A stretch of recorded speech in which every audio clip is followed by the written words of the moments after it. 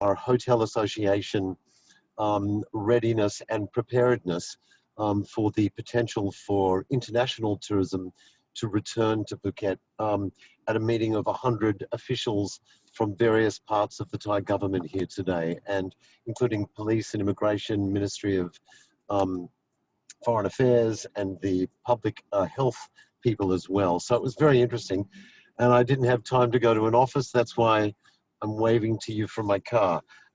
Thank you all for joining us today, and we're delighted to host this 1-hour special event on Phuket Tourism Safe and Sealed.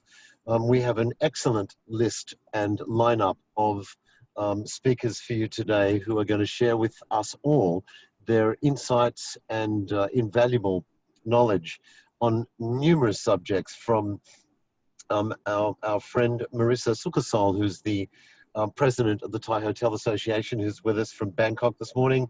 We have our old friend Jesper Palmqvist, who's the area director for Asia Pacific for STR. We have Bill Barnett, who needs no introduction at all, from C9 Hotel Works. And we also have Kun Nikon, who's the director of Hallworth HTL in Bangkok, I guess, as well as our friend James Hewitson, who's the cluster general manager for Anantara Maikau here on Phuket, who is one of the hotels, the 2 hotels who have to date applied for and have been granted the license as the ALSQ certified hotels. So it's going to be a very interesting lineup. We'll try to keep this on time. Everybody's going to try to stay to the timing involved because we've got a lot to get through. So again, thank you everyone for joining in today. And without further ado, I'd like to pass you to my friend Marisa from Bangkok. Marisa, thanks so much for joining us. Yes, it's a pleasure again, and thank you, Kun Anthony. I've just been, the president of the association just 2 weeks, and it seems like it's been 2 months because my schedule has been jam-packed, and there's so much more work, during a crisis like this. So I've been meeting with government people, and we've floated 3 ideas basically for how to unlock travel to foreigners, just the general traveler. The government has allowed, medical people seeking medical care, business people, and people with family to return to Thailand, staying in quarantine hotels. But how do we get the general traveler to come in? Well, I am. Unfortunately, I can't give you such good news. I think from meeting with several, health officials and TAT and people like that, it seems as if we're going to have to accommodate travelers under a 14-day quarantine for quite a long time. So if and when Phuket does open to travelers, they will definitely have to stay in an ASQ hotel. And initially there was a bottleneck with regards to certification and inspection, but now the local authorities are able to inspect themselves, or local health authorities can inspect hotels to be ASQ in Phuket. So that should speed up the process. So basically there are 4 ideas for how to bring in travelers. The first one is the long stay traveler, because we feel that initially as the high season comes along, people who, if you can categorize travelers, long stay would be a good one, because Thailand has a lot of long stay, and once they quarantine, after 14 days they stay on further, so they would be willing to quarantine. And TAT had presented the idea of a premium long stay program, where a company would be in charge of gathering all these travelers and responsible for visa processes. They would come into, I think it was Phuket initially, and quarantine, flying in direct, quarantining for 14 days. After 14 days, staying there for 7 more days with a wristband. And then after 21 days in Phuket or an island, they would, go on to stay in any province that they wish. That program was presented to the government. I think it was yesterday yesterday, and now it's been, studying. They're studying, so it hasn't been approved, but they are studying the possibilities. The second idea is to bring in travelers from low-risk countries, of course, and just quarantining 14 days in a hotel or in a safe and sealed area. A safe and sealed area, the Phuket, this idea was presented to the media by the tourism minister. And he raised the fact that Patong could be a location for this, and that alarmed a lot of local residents. So that was put on hold. But a safe and sealed area can also be privately owned, such as the Laguna area in Phuket, or the Mai Khao area in Phuket. So that's another idea, and of course, that would be open only to countries that are low risk. And the third idea was, you might have read in the paper, it was initiated by TCEP. TCEP is the Thailand Convention and Exhibition Bureau. So their thought is, their challenge was how to get business people or event organizers, investors who do not want to quarantine. So their idea was to have them in on a close observation situation, and to come in a closed loop, where their itinerary would be announced, and they would be escorted by a travel agent that had been certified by the health ministry, and also escorted by medical personnel. So they would be escorted from the airport to a hotel, an ASQ hotel, and conduct their business discussions, and maybe possibly go outside the hotel after 6 to 8 hours. That was in the paper today, but I don't think that's likely. So if they would be in a hotel, ASQ hotel, for a couple days and then leave. So it would be a closed loop situation, and that's another idea that has been presented to the government. So we don't know. It's very. I think we would probably get some conclusion as to where we can start first, maybe in October. The government is very, very careful about this, and which is why I feel that any hotel, I would recommend any hotel to look into becoming an ASQ hotel. And I also believe that the health minister yesterday I was at a conference, and the government is beginning to say that we have to live with COVID, for the economy to move forward, we have to live with COVID, and that it should become a norm. But but our challenge is how to manage it and be able to limit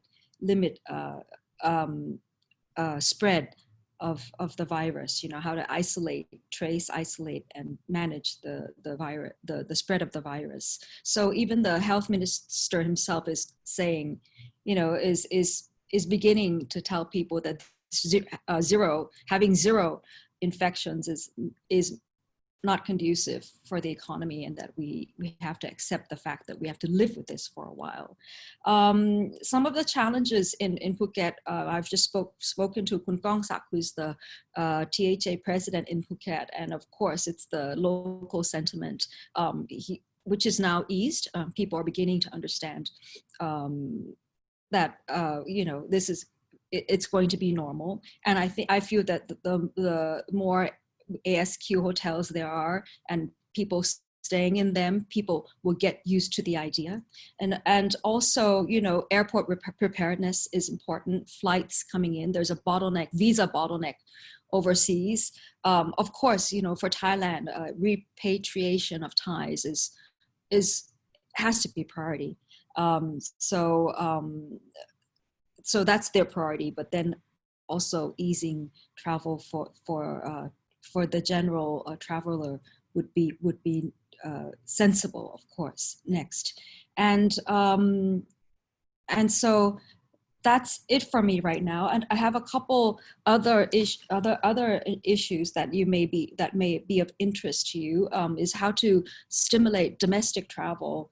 The TAT and the government will launch a platform called the Workation Thailand, and then their objective is to promote travel by companies, listed companies on the stock exchange, even government agencies to travel and to use hotel accommodations. So through the Thai Hotels Association, you can present your rates. The rates have to be very special rates because we're helping Thais, and we shouldn't be taking advantage of the situation right now.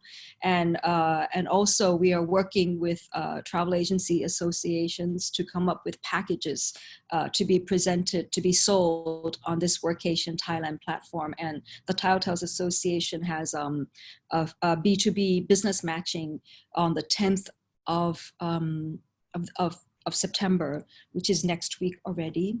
There's an expat travel fair. So you may have heard the minister talk about, programs incentivizing expat travel. So TAT is heading that, and there's an expat travel fair at the M Quartier in Bangkok from the 11th and the 13th. TCEP also has subsidies for meetings. So you could have your sales staff look into that as well. They want hotels to people to meet in hotels, and hotels can ask for subsidy from 15,000 to 30,000 baht for anyone wanting to meet in your hotel. And lastly, I just want to share that the association worked really hard 6 months ago since the lockdown to be able to provide hotel staff access to Social Security aid. The answer now is that it won't be extended, but the government will review the Social Security contribution by each hotel and the staff as well. So it was 5. We are asking for it to be 2% for staff and for the hotel. And also we are asking the Electricity Authority of Thailand to waive the minimum charge for electricity costs for hotel to be extended 6 months further. Right now, it is in place, but until the end of September. So we have asked them to extend it until for a further 6 months. So I think I may have been talking too fast, and I don't know if it's 10 minutes already, but those are the key points that I'd like to share today. Marisa, that's really wonderful. Thank you so much for your insights. And you did not talk too long. All right. And nor did you talk too fast. It was really interesting. Thank you. Before we move on to Jesper, I just want to point out that of the 78 Phuket registered Phuket Hotels Association members, currently, according to our latest survey, 53 of us are now open fully, which is double what it was a month ago. There are 17 hotels have told us that they're opening before the end of December. And there's a handful that have said we're not even considering opening until Q1 2021, or when there's a vaccine, or it's just not worth it for us, particularly some of the smaller hotels. So yeah, thank you again, Marisa. I think we're going to, Sumi, if I'm not mistaken, quickly show the Imagine Phuket video, which is just 1 minute again, which I think outlines the feelings here in Phuket, which is that we are indeed waiting for you. I just played it to 100 Thai officials here, including the governor and all the heads of business and government here, and they just loved it. There's a Thai version as well as an English version. All right, Sumi, why don't you play us for us?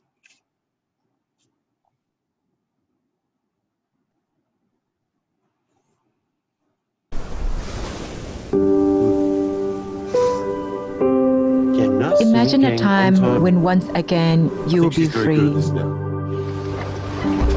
free to travel, to explore,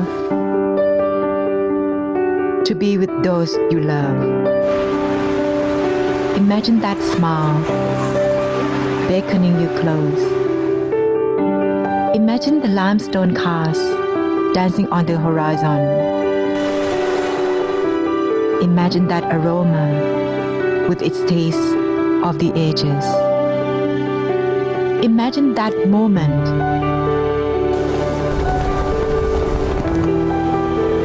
when the Andaman breeze brushes your face. Imagine that freedom. Imagine Phuket.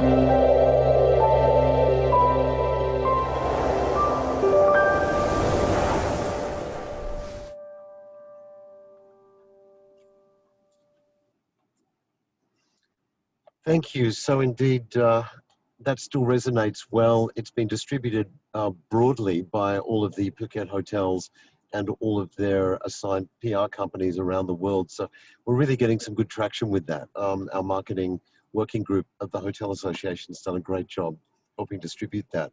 I'd like to introduce our friend Jesper, who's Palmqvist from STR now. Jesper's going to present a Thailand and Phuket hotel performance overview, past, present, and what to expect for 2021.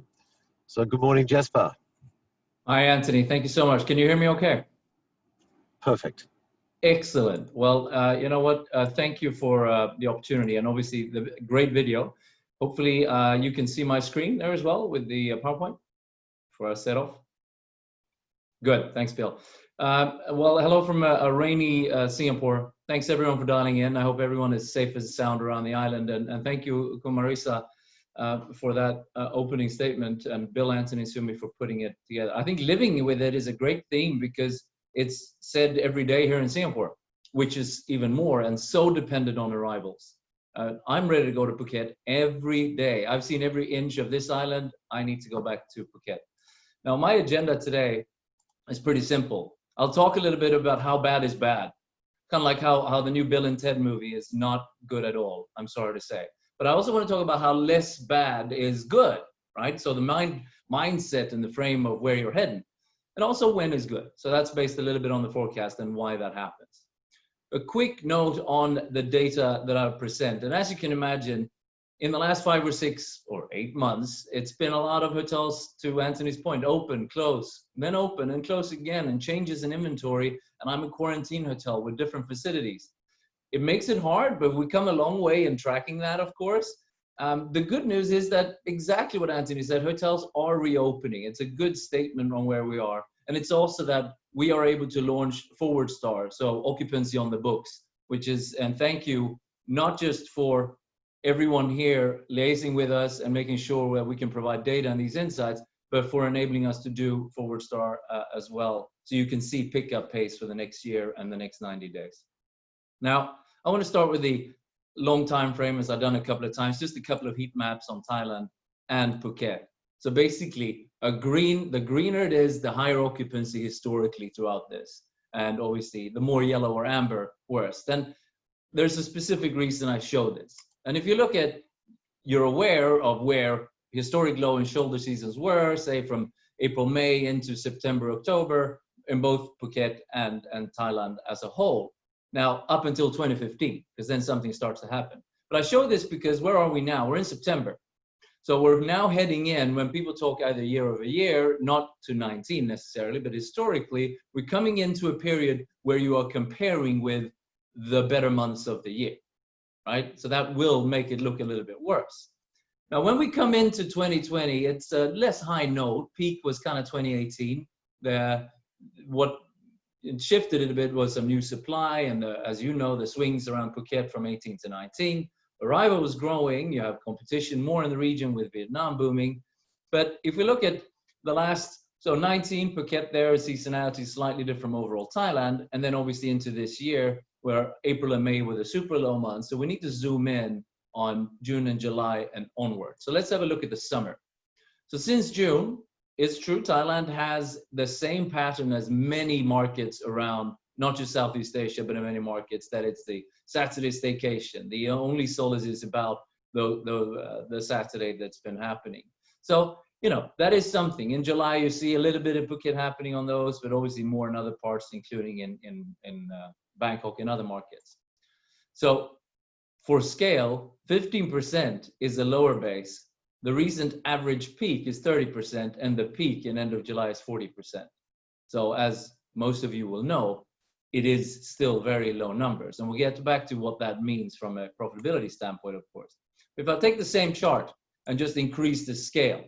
So now we're looking, same data, Thailand and Phuket there, but if Thailand is higher, where is it happening instead? So you may read about it in the news, of course, Pattaya for sure, right? So that's where you have all the people that are able to travel there. And back in June, or I spoke to you guys in May last time and TTF in June, we said, okay, now it's time for domestic, what can it do? Well, this is what it does in Pattaya. It keeps that on the weekday, similar as overall Thailand, but on Saturdays, it spikes up really high. But of course, it's even more different in a market like Hua Hin. So that's when you read about it, and it makes Hua Hin a V-shaped kind of performance data there compared to the other W's and U's, because it's one weekday that isn't doing as much, but the weekends are longer and it spikes much higher. So in terms of recovery, this is how far we've come over these 3 months. That's how far we've come. So if we shift this gradually into a conversation about recovery, and maybe there's a couple of things you've noticed. That the only time I said recovery so far was on the Hua Hin Pattaya, and that's arguably a generous use of the word recovery. And secondly, I'm not saying normal or back to new normal. I'm talking about the past. I think that's more fair at the moment. What this graph is, of course, showing is that overall Thailand is 75% below occupancy of last year, and Phuket 90%. If we include the hotels that are not open, what we now call total rooms inventory occupancy, it's obviously even lower, right? Because then you're counting in all the supply in Phuket, and it's, you know, well below 90%. But back to my point, and around recovery as a word, it's not used much by me because just like in many other markets, Thailand as a whole, and certainly Phuket, is still so much into it. It's kind of like saying US is a second wave. No, it's still in the first wave, and many markets are. It's not going to improve your balance sheet, but you're not alone. Singapore is absolutely in it still, as is Vietnam, and many others too, far away, all of Latin America. So there's many that are on that same base where it's not growing. Because you read in the news, you go, hang on, well, what's happening in the UK? US is growing, the UAE. So everyone who starts with a U. No, but you also have it here in the region as well. So Taiwan and Malaysia recently as well. Markets where domestic and regional visitors are starting to shift and push the needle a little bit upwards. It is at a slightly different pace, but they carry that fundamentals we saw in China.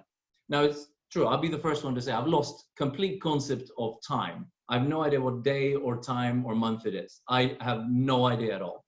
But I will tell you about China. And why?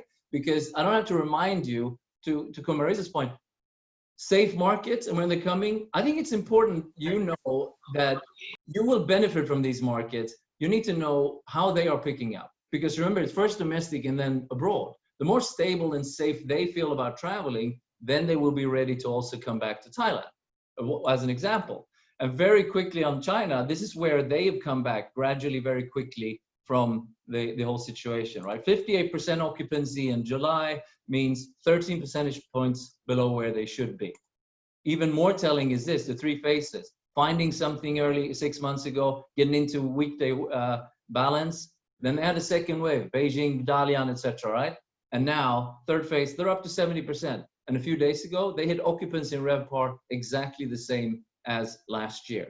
So that's what that is. So maybe there is a little bit of silver lining in that, I suppose. Now, forecasting, final piece here. We think we do reasonably well in the 100 markets that we forecast, but it's not easy.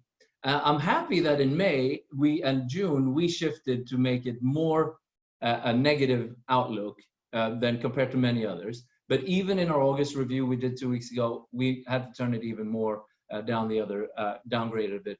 Because limit travel rebounds, everything that Marisa and Anthony was talking about, you either struggle containing the virus or you purposefully restrict movements, right? City destinations will have a bigger pinch. There's less corporate travel, of course. So we have downgraded through the end of into Q1. In our forecast, we carry the assumption that there's some kind of vaccine reasonably available by the end of Q1 21. That's where we are right now. So as a result, you'll also see something that happens in Q2 next year. So I used this slide earlier, but I've updated it with numbers. So if last year was 78% in Bangkok, our forecast for Bangkok this year is that it ends around 25-26% occupancy for the full year. But because of our current forecast of uptick, it's actually a huge growth of triple digits next year compared to this year, but it leaves you then around 54%. So double that of, say, 25, 26. So it's 21. So basically, we flatten the recovery curve to make it more slower upgrade. And that's the big shift on what we've done. So subject to change, of course. But I mean, we're looking at GDP contraction of 6.9% for Thailand for this year. Everything is slowing down consumption. I think that the initiative with Thailand domestic tourism is good. Reminder again that the GFC recovery for Bangkok was 4 years in occupancy and 10 years for rates. How does that translate to Phuket? Well, we don't specifically with all that detail forecast Bangkok, but if I look at every Bangkok forecast we've done and how Phuket has followed and reacted, I will foresee similar movements. So for me, I look at that the same way, where a very gradual and slow uptake where, you know, those hotels that won't open until H1 next year, I can see that, because if you're a small hotel, it's not going to come back on a broad front until a long time from now, for sure. Which means when I talk about the occupancy numbers, quick example on what that means in occupancy. For a full service hotel running 30%, that's where you maybe find your GOP margin. For a limited service, you can stretch it a little bit lower. That's obviously why a hotel might say, you know what, why do I open? If I'm running 10% occupancy or lower, I'm just going to be hurt. So that's where it is. Now I'm going to leave Bill to talk about pipeline, but historically, what you've seen, the growth of new hotels has been around that 3-4% line. And when we looked at the map and said what's coming for the next few years, there's still a lot to come. And it's going to be on around the same percentage levels. But Bill can give you more details here in a minute as well on what that means to the slowing down of the growth. So my final thing, and I'll bring a couple of Lego angel and demons here, because I don't want to sit here and only say it's all doom. You're all aware of the market conditions within which we trade. So if you look at these silver linings that I try to find, I still think the China recovery is valid, as it is in other countries that are coming back that are relevant to Phuket. If they feel safe at home, and if Phuket and Thailand proceeds with the caution and the structure of safe hotels and everything in a good environment, it's a potential to be a front runner in capturing that, rather than a more displaced or rather chaotic approach. So, I mean, that's good fundamentals. Obviously, everything we said about repatriation continues. Australia is going to take 9 months. Singapore is going to take many months. And it's the same with Thailand. The airlines and the flight paths are not what they used to be. So that's going to take time, and you will need the isolation and the quarantining in place. And there carries the risk of missing the peak as well. Now, with that, I hopefully those insights are of some value and not too negative. As some people have said recently, it is what it is. So hopefully it gives some kind of insights, and you know where to find me, so you can always ask me questions later on as well after this. Thank you very much indeed for the opportunity. Santiago. Thank you so much, Jesper. Glad to hear from you again as usual, and I hope you're safe and sound down there in Singapore. Great stuff. All right, well, after Jesper's fascinating review, we're turning to Mr. Barnett, who's locked down with us in Phuket again. Good morning, Bill. Hi, Anthony, and hi, everybody. We'd like to bring you Phuket Tourism and Hotels by the numbers. But I think when we're starting today, you know, we're in September and we're looking forward. It's going to be, you know, Billy Shakespeare said, it's the winter of our discontent. And I think to kind of frame how things are, you know, what we don't know, we don't know. You know, and whoever says they know something right now, there's a lot of information out there. But kind of let's look at the basics of what we know, and that's really important. For us, that's airlift. About 75% of Phuket tourists come via air. You know, you can't stay there if you can't get there. And I think that's everything when we look at what drives this market. Forget talking about hotels. First, let's talk about what the key indicator here is, airlift. And what we also see here in terms of Airlift is we see where we came from in January, February, and all of a sudden March, and we see the impact of the international markets collapsing at that time, you know, when the airport closed April 10th, and then when it started to re-pick up on June 12th, right? So we're seeing that retraction certainly in terms of that 65% year to date, you know, in terms of that. So that kind of gives you a framework of where things are. I think something that we understand with Airlift and is really imperative is, you know, when we look historically, Phuket's gem has been its location for direct international flights. You know, we can see when we look over a period of 2009 to 2019, we see where the downtimes come. Certainly, you know, 2012, there was some economic turbulence. 2014, there was the boat sinking. There was a Russian slowdown as well. You know, and we started to see the growth rate start to slow down in 2018, 2019 in terms of things overall. But what keeps me awake at night in terms of a recovery is understanding the damage to the international and the regional airlift conundrum. You know, Thai Airways certainly, who is a major carrier to Phuket with first class seats and business class seats, is no longer going to fly to Phuket at this point except for charter flights. You know, they're going to use Thai Smile for domestic flights. So we look at the sheer number of airline seats into Phuket. When we see a 777 coming, or even in the old days a 747 coming in with Thai Airways, we're starting to see smaller aircraft with AirAsia. We're seeing 737s, we're seeing A310s. So the sheer seat capacity, we expect when Phuket does reopen that airline seat capacity is going to shrink by 50, 60%, okay? That's going to frame where we're going with hotel occupancy, because if you don't have the airline seats coming into Phuket, you're not going to have the occupancy. And it's going to take 2 or 3 years, even longer, for the airline industry in Asia to recover. And that's what's going to drive hotel occupancy. There's no magic to it, you know, in terms of demand. You know, you're going to have people who want to come here, but if you can't stay there if you can't get there. So I think we really have to look to Airlift as a prime indicator. When we look at the airlines, we look at the financial woes of those airlines, but also the sheer recovery. When we used to see 4 flights a day, 5 flights a day, 6 flights a day from Singapore, post-recovery, that's probably going to be 50% of that airlift. So that's really going to drive our scenario. When you're looking at your business plans next year and everything else, understand Airlift is going to be the indicator. That's really important for us, you know? Another key indicator for us is the Phuket pipeline and what damage. When we talk about the Phuket economy, we talk about a lot of damage to the economy in terms of existing hotels. But what's important for now is we just did a survey of our entire pipeline, right? Which is about 16,000 rooms in total. 69% of pipeline hotels are now delayed or put on hold. Okay, what we have to understand is that that also has an impact on the economy as well. Not only the tourism economy, but in terms of the construction jobs, in terms of the consumer spending, in terms of real estate, that's going to also have a very negative impact on our economy here on the island. We're going to see a lot of retraction. You know, currently, you know, at the beginning of this year, there was about 80,000 work permits, you know, on the island. 87% of that was to foreign workers in terms of Cambodians, Laotians, and Burmese, which control mostly the construction industry. That's starting to disappear when we see the 69%. So certainly there's about 10,000 work permits which are not from those 3 countries. So in terms of the size of the workforce, we're seeing a shrinkage of that. I think that's an economic issue for the island as well. And again, hand in hand, when we talk about the economy, it's not only existing hotels, but it's also the shrinkage or the retraction of the broader pipeline. You know, that is of course concern. You know, again, when we look at the sheer number of keys, we have some hotels which are still coming ahead, reopening or opening. You know, certainly the 4 Points in Patong, you know, they're going ahead. We're seeing other people. A lot of the pressure is being exerted on, you say, why would a hotel open now? Are they insane? A lot of hotels have to open because the banks are requiring them to open. You know, and there's, again, banks are saying you must open the business to draw down on loans, but you're going to open a business which is going to start losing money. So that's kind of a disconnect here as well. So we have some guys saying we're going to go ahead and open the hotels because they have financial institutions. Other guys are saying delay or hold.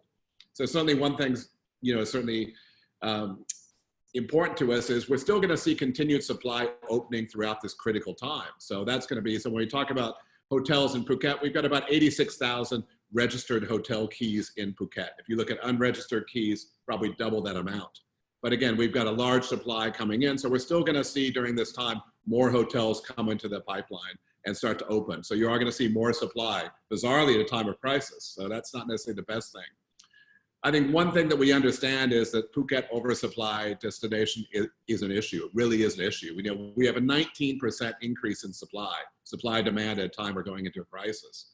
So I think sometimes we talk about what people can do about this is the government has to have a tourism master plan. There has to be a slowdown of the pipeline. I think when we start looking at the projects, we understand that probably we have traditional hotels in the pipeline, but we also have non-traditional condo hotels or hotels with a real estate element are over 50% of that 16,000 number. So there's a lot of these type of properties which are still coming in the market as well. So I think that's something to flag in that these type of hotels which are coming in, real estate is still driving this. So that's not necessarily going to be the best for people who are buying unguaranteed yields or anything else. I think something I want to look at today really is going back to the process. For Phuket, we don't have ASQ, we have ALSQ, right? Which is alternative local state quarantine. And there's a lot of debate. We've seen in Bangkok hotels, generally speaking, we see hotels in single digits if they're non-ASQ hotels. All of a sudden, we're seeing a new entry of hotels saying, we can't stabilize hotels. We can't even pay cash flow unless we're ASQ. So we have a whole flock of new hotels in Bangkok saying, let's be ASQ. We saw a reaction at one big hotel in Bangkok, which also is a wedding event venue, when as soon as they became an ASQ venue, they no longer had events or any type of business. So when Phuket hotels say that ALSQ is the only answer, you have to consider you have two types of business. Can you still survive on domestic business and local business, or should you make that move forward? Personally, I don't believe that a hotel can make money or even stabilize their cash flow without being ALSQ at this time, okay? Domestic business to Phuket is less than 10%. You've seen Jesper's figures. And unless we understand that the winter of our discontent, we have to have Thai travelers. It's the only market which exists, okay? If you have a hotel today, you have to worry about cash flow. You have to worry about sustaining that business. Without ALSQ, you're not going to be breaking even. You're not going to be doing anything. So, when looking at that decision, look at the reality of it and understanding where the break even is, right? I think we also understand that part of this safe and sealed program is there's a lot of things to go forward. There's not consensus in Phuket. There by no means is an overwhelming people saying we want to have ALSQ here. We don't want to have safe and sealed. When you talk to local people, they don't know. It's not opposition, it's fear. And that's really important because the fear factor, what we saw after 9/11 where people took their shoes off at airports, there's a fear factor. And for the Thai government to successfully open Phuket or open Thailand to travel, they have to have the hearts and minds of the Thai people. There has to be a way because you have interministerial coordination as well. To come back into Phuket, you have to have CCSA in Bangkok, which is the government ministerial thing for COVID-19. You've got civil aviation, you've got immigration, you've got public health, you got foreign affairs because you have to get a visa. We hear of tales of people spending 3 days, 5 days in Bangkok, in the UK to get back to the island. So that coordination still has to come in. So the mechanics have to be there for this process and we're still not there. So when we say, when is this going to happen? October, November, but the mechanics have to come, but they have to have consensus. Until the government looks at that and gets that going forward, nothing is going to happen. For hoteliers budgeting for next year, we're going to go anywhere from 20 to 40% occupancy. 50% is a nice dream, actually, when you look at things, because it's going to take a long time to come back. Forget the business plan. I know you have obligations to your hotel management company, to your owners of saying, where's the business plan? You need to worry about your cash flow statement. You need to manage your business day by day. Where are the green shoots? What's the positives out there? Thais want to come back. Thais are traveling, but Phuket does not have a good reputation. It's considered expensive and everything else. When I see ads in English and everything else, you see expats advertising to expats. That's nonsense because when I look at Thai media, I can understand that you have Thais going to Koh Yao Noi to see the treehouse villas. You have Thais going to Phuket town because it's a different type of traveler. And Phuket has to unify to tap the only market which is there, which is domestic tourism. But that's in Thai language. It's a Thai promotion and get our act together for that. We also have niches for sports tourism, for big sports events now where you can have Thais come to the island. There is opportunity out there to bring some travelers back in, but you've got to work to your strengths. I think that's really the message at the end of the day, whereby, what we're here to do together with PHA is to inspire leadership and say, make enough noise with the government. This is how we go forward. But I think Phuket has to work to its strength, which is domestic market right now, and to make enough noise with that. And also looking with ALSQ, but It's baby steps. You can knock it, you can say, what's wrong with it? Say it's safe and sealed, everything else. You have to start opening, and Phuket will be where Thailand reopens. This is the venue of things going forward. At the end of the day, it's a winter of our discontent, but I believe in Phuket long term. I believe that this is Asia's best resort destination, and things are going to get better, but it's not going to happen in 6 months. It's not going to happen in 12 months. So be prepared to fight for Phuket, and be prepared to fight for the next 12 months, but be prepared to understand that journey will be 2 or 3 years back. But that's all for me. Anyway, thank you so much. Really appreciate that, Bill. Thanks again for your insights. I'd like to welcome Kun Nikom, who's here to detail Horwath's newly released Thailand and Greater Phuket 2020 hotel performance survey data, which of course for hoteliers is a great tool for helping you do your budget for next year, which is no doubt no easy task for any hotel GM or sales or marketing person trying to figure out what numbers to give the owner for next year. So thank you so much, Nikom. Welcome. Thank you, Anthony, for the opportunity to be a part of this webinar. Let me just share the screen. Okay. Is that working okay? Yes, all good. Okay, sure. All right, good morning, everyone. So for my part today, there'll be 2 sessions. The first, I will review the 2019 results relative to 2018. And then we'll run through a hot topic that everyone would like to have a better understanding on, which is 2021 outlook. So we are presenting this as a second opinion, so you could have a more collective view of the market movement.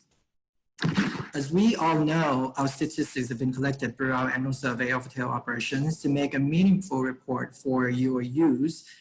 We've been encouraging people and more hotels to participate and enhance the coverage as well as better represent the market.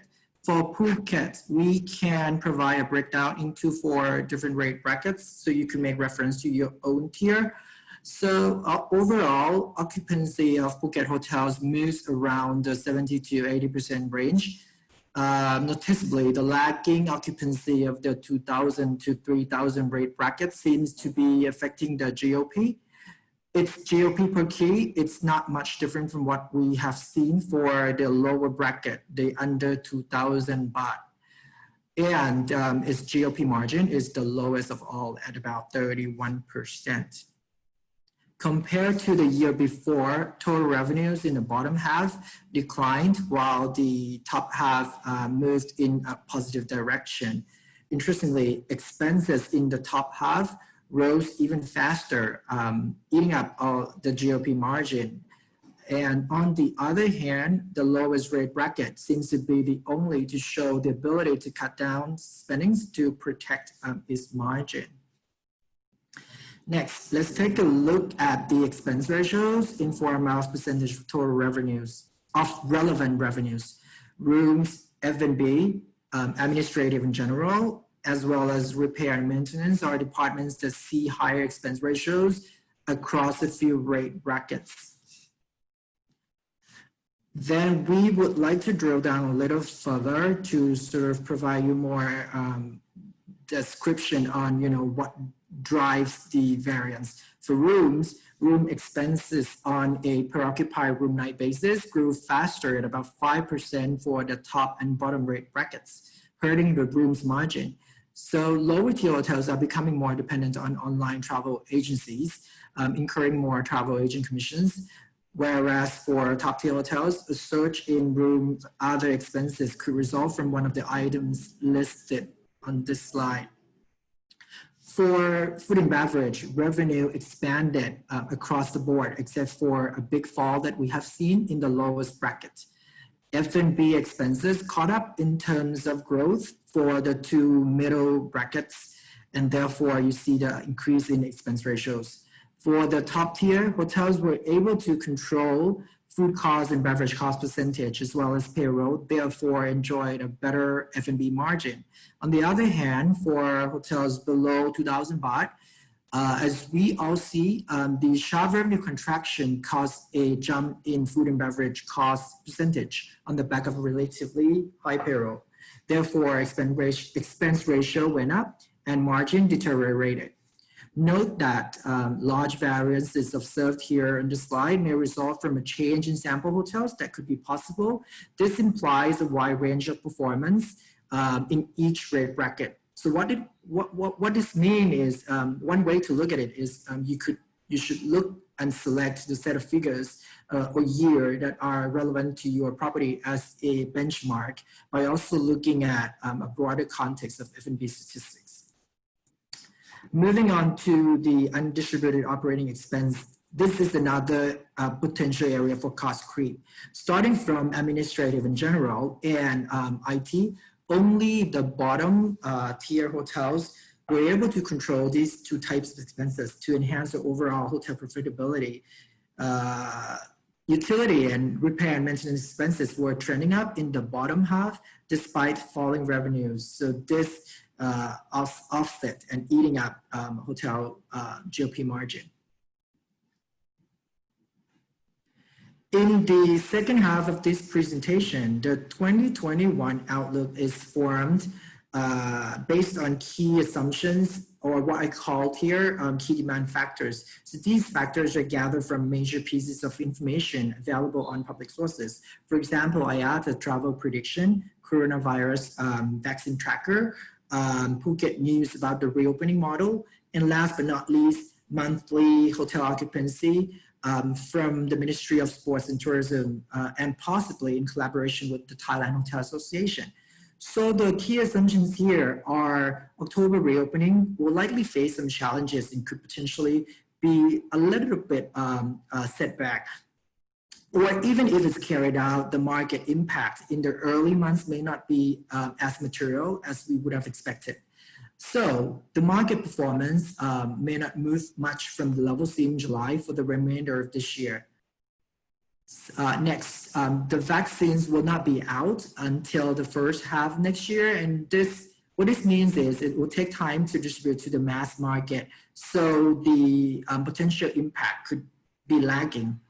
The number of boarding passengers will not return to pre-COVID level until 2023, so it's a lengthy recovery period. As Bill said, the aviation industry is severely hurt and will take time to recover even after the airport reopening and the lift of travel restrictions. Again, predicting the future in this uncertain time is very, very difficult as no one has a clear crystal ball. So do I. I like to just put a caveat here that these demand factors are not my forecast, but rather key assumptions which I built my forecast on. So going forward, if one of these assumptions changes, a forecast will need to be revisited.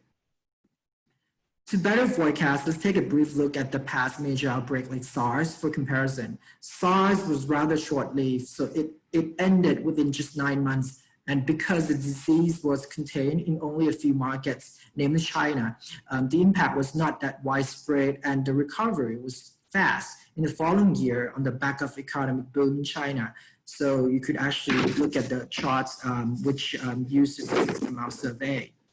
Now, looking back at the COVID-19 story and the future path, it's been around 9 months and it's not likely to stop within a year. So the healthcare sector expects that the vaccine release, as mentioned, would be due in about 6 months' time, around in the first quarter or mid 2021, and that could put a stop to this pandemic because of its global damage on the back of political and economic tensions around the world. So repeated many times, the healing process will take much longer than a year. So by 2023, the volume or the occupancy should recover, driven by short and medium haul travels. However, as the long haul is much slower to react, this could mean a more gradual rate recovery. So what is it like for Phuket? This year seems like a done deal. Even if the reopening trial gets the green light, the airline or aviation industry may not be ready to jump on the bandwagon and go full steam. So as Bill mentioned, so capacity might not come back 100%. The better weather in high season and more public holidays on the back of attractive offerings and government travel incentive program could boost some local demand, and we could see some uptick in the occupancy for Q4. Good progress on vaccine production will build on positive momentum to the travel and tourism sector as the year goes by. So hopefully we could expect some substantial impact in the last quarter of next year with a pickup of occupancy showing the first phase of strong recovery. Once we have a rough gauge on top line, so then the reality check on your cost structure could help you make a better decision on whether to open a hotel, or if you have already opened, you can make a more informed decision whether to carry on and continue to operate. Phuket break-even RevPAR threshold is relatively high compared to Bangkok. That's driven by the top half of the market, the top two rate brackets.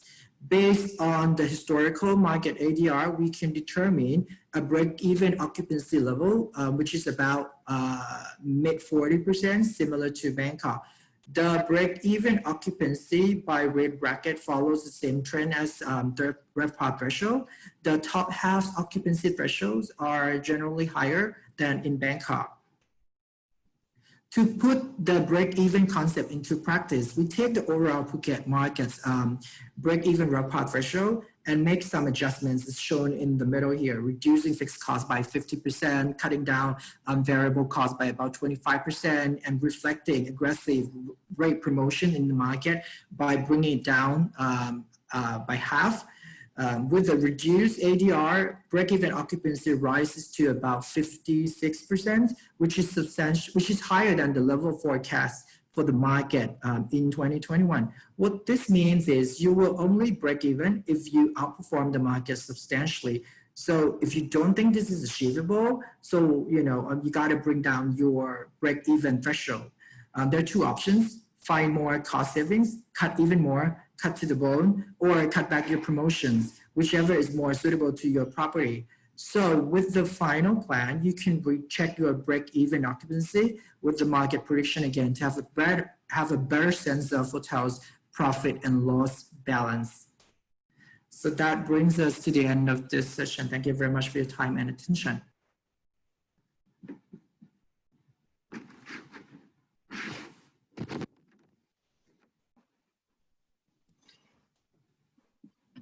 Thanks so much, Nikon. Very interesting indeed.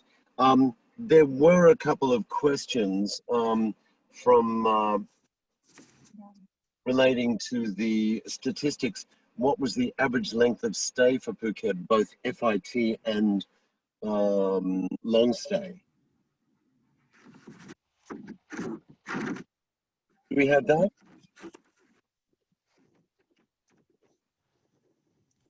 Is this a question for me? Yes.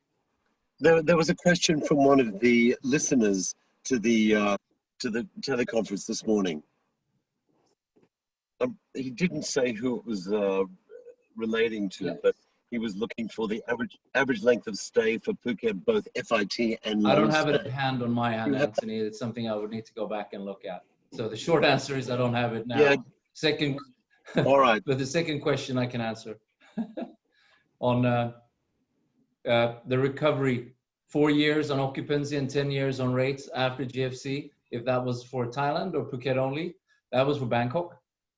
And the recovery for that, generally. Thank you very much, Jesper. Appreciate that.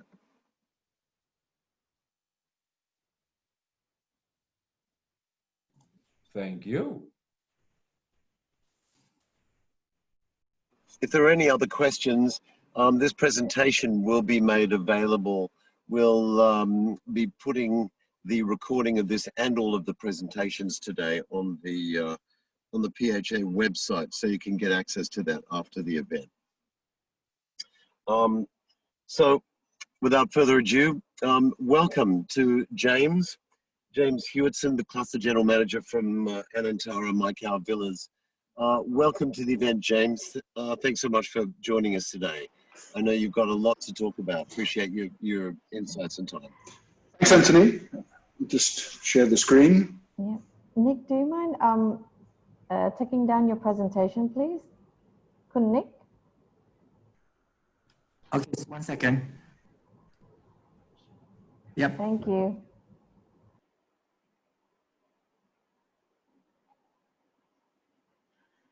Can you share it for me, Sumi, please? It doesn't seem to be sharing. Sure. Do you want to try again? If not, I can use my.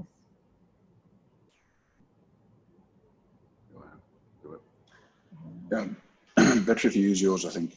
Because he gave me a PDF. Oh. Sure. Give me 1 second. I'll just bring that up.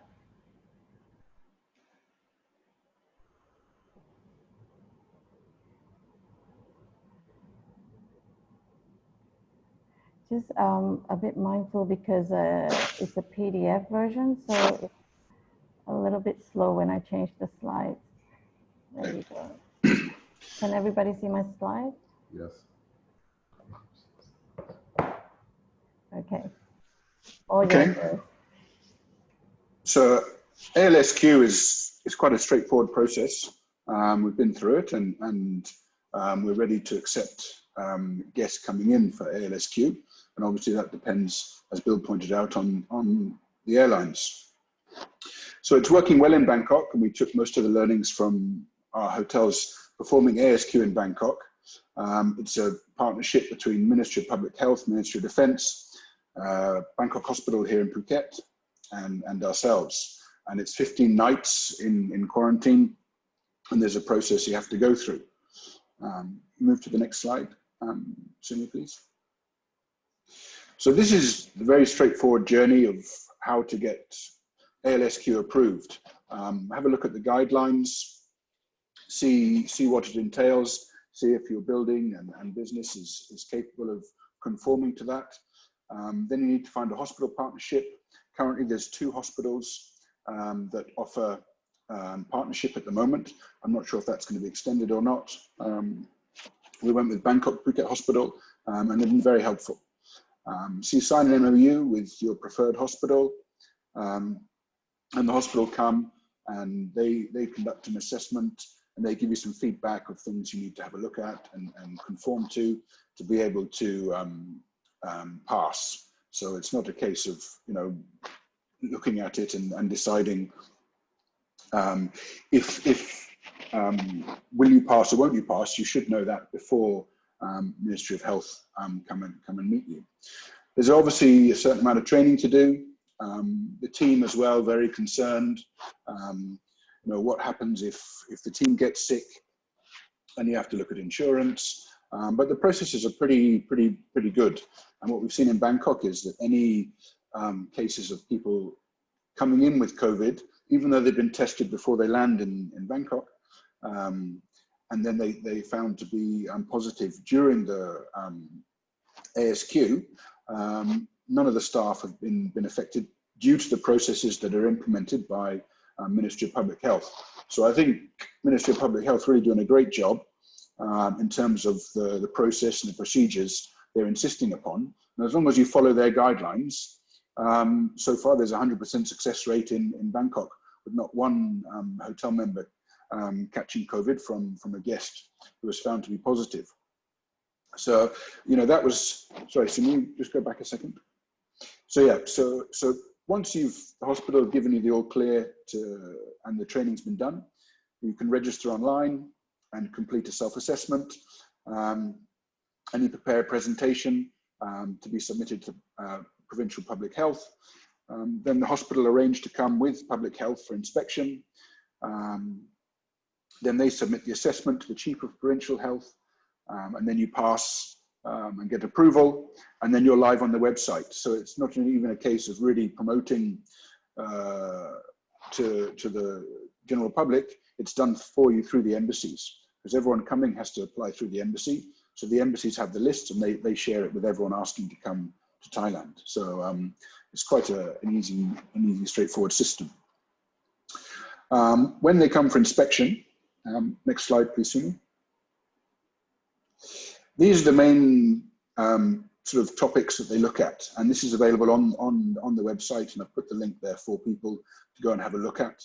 So building structure and engineering is about air conditioning, how many units, how many rooms are powered by the same air conditioner. If you've got a swimming pool, how do you manage that? They stress the importance of having a COVID manager. So when they talk about personnel, dedicated team for ALSQ, you've got to have someone identified as the COVID manager. Command center to keep all the paperwork. There's quite a lot of recording of paperwork that has to be done.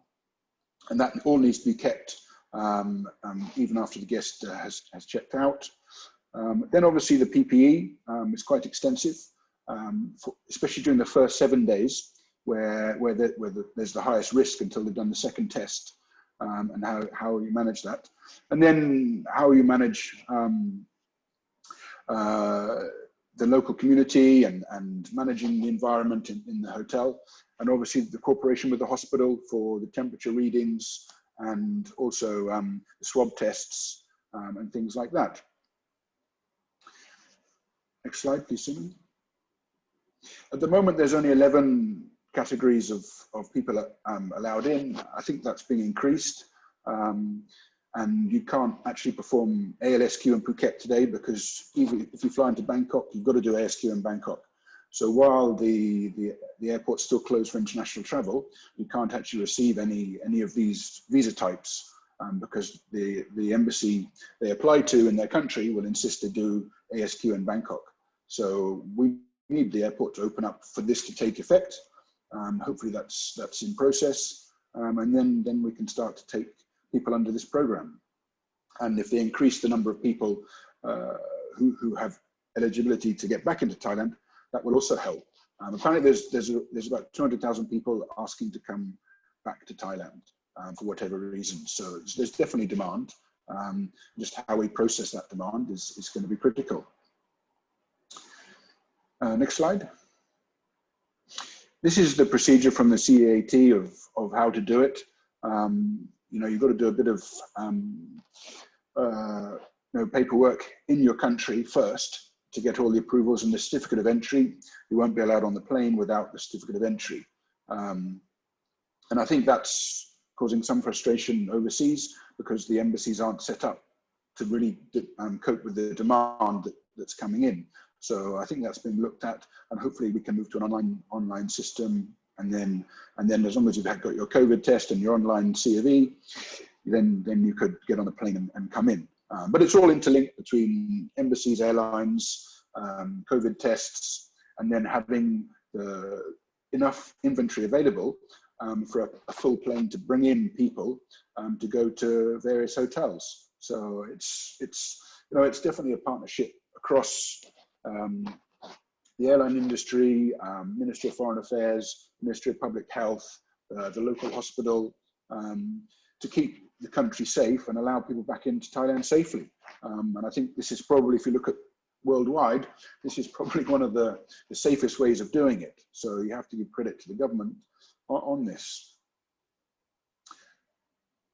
So this is the journey for the guest. They arrive at the airport, they're temperature tested, then they're transferred in a car with screens in place so the driver is not at risk from the people arriving. Then they're transferred to a villa in our case, in their guest room. They have a private check-in, and then they're left to their own devices. The hospital are there for temperature checking, the first swab that comes back, then the second swab after 7 days. And then in Bangkok at the moment, they're giving people, 1 hour as a recreation area where they can get out of their room, so they can go and have some fresh air.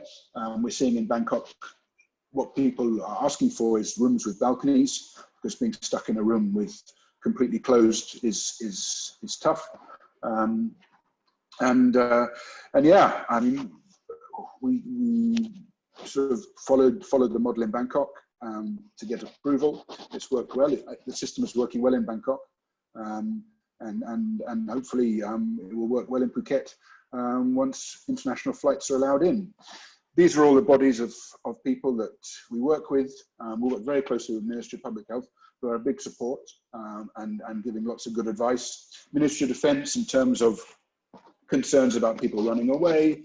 There was a case in Bangkok where someone paid a security guard 70,000 baht to let them out, and that person was caught. So definitely Ministry of Defence have to be around, and the local police. COVID manager, as I mentioned, having someone responsible as your COVID manager is something Ministry of Health really press on.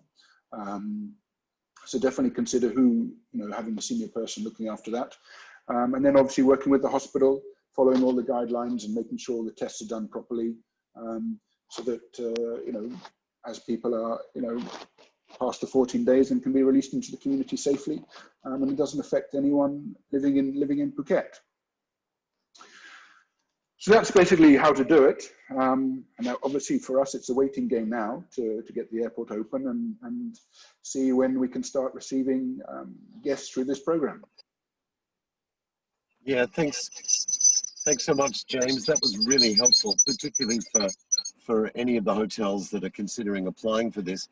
I believe that at this stage, 80 hotels in Phuket have also applied or registered to do what you've been doing. There were just a couple of questions from Gerd. One was, the pictures don't show staff wearing PPE.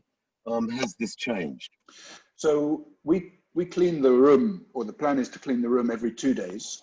So obviously people going into the room have full PPE, hazmat suit, and everything, engineering as well. If there was an issue with the AC, or we don't clean the pool for the first 7 days, and after 7 days we can go in and clean the room. But again, engineering would need to be in full hazmat suit. There was another question. In your hotel, James, who is the COVID manager? I mean, what position does this person normally have within the resort that you've allocated to become the COVID manager? So we used our rooms division manager, so quite a senior level, to coordinate between F&B, housekeeping, and security. All right, thank you. The other question was, do the staff have to be quarantined and stay in the hotel as well, or what portions of the staff have to be quarantined and actually stay in the hotel when you have guests? Yeah, so our plan is we have a smaller team doing housekeeping and engineering, so they don't have to stay in the hotel, but they do have to follow the PPE guidelines, and then all the PPE is thrown away after they've been to the room, and then they have to shower, and then they're able to go home. So they have to change PPE between each room as well. So it's quite a process, but if you follow it, then it's safe. Great. One more question, James. How has the Thai market reacted to your hotel becoming an ASQ hotel? The Thai domestic market. Yeah, because we don't have any ALSQ guests, we've been able to explain that to the majority of questions that come up. But there have been, I think, 4 bookings that moved to Anantara based on this. Just that we just don't want to stay. So there is a negative kickback from domestic travel if you are an ALSQ hotel. But once guests can come to Phuket, it could actually damage domestic tourism anyway, if people know that Phuket is seen as a quarantine island. Yeah, I think that was the big question a lot of people have. If you do apply for this and you do have guests coming in into quarantine, what will the domestic market reaction be to that? So thanks for your insights on that. I think we have, before we close down, Bill Barnett has a couple of additional points. Is that right, Bill? Hi, James. That was a great presentation. I think with ALSQ, we need to understand that there's a correlation between the number of private hotel beds also in Phuket and the capacity for ALSQ. There's about 1,000 hotel beds. There's about 1,000 hospital beds in private hospitals in Phuket. There's 86,000 hotel rooms. So understand that there will be a capacity of ALSQ, so it's not going to be a silver bullet on the downside. So understand that's not going to exactly fill, because the public health department will we'll place restrictions on that. So I think we have to be pragmatic about that. What we've seen in Bangkok with ASQ is we're now in the second phase of ASQ. The original ASQ rules have changed and been amended as the process goes forward. Originally, you needed floorboards and things like that. Now they're loosening those restrictions. So I think the message about ALSQ, it's a work in progress. It's a first step to go back. I think it was very relevant what somebody just said about being quarantine island, in terms of the sandbox model. I think certainly areas like Laguna Phuket, have great potential because they're able to isolate to an area, maybe even Macau to isolate to a certain area to have these areas. But I think, at the end of the day, we understand, we saw the numbers before, Phuket's reliance with over 90% of our market leveraged on foreign tourists.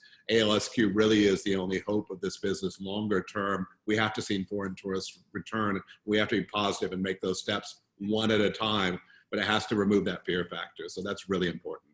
I think, Anthony, back to you. Thanks so much, Bill. Just a couple of questions to close it out. One of the questions was from Dominic at the Wyndham Grand here. Are you required to allocate your entire resort to this, or can it just be one wing or one section of the resort? Does anybody know that? Yes, you can allocate certain parts of the hotel if they're separate from other parts. So we have 36 villas allocated for ALSQ, and the balance 47 villas are for domestic travel. Okay, great.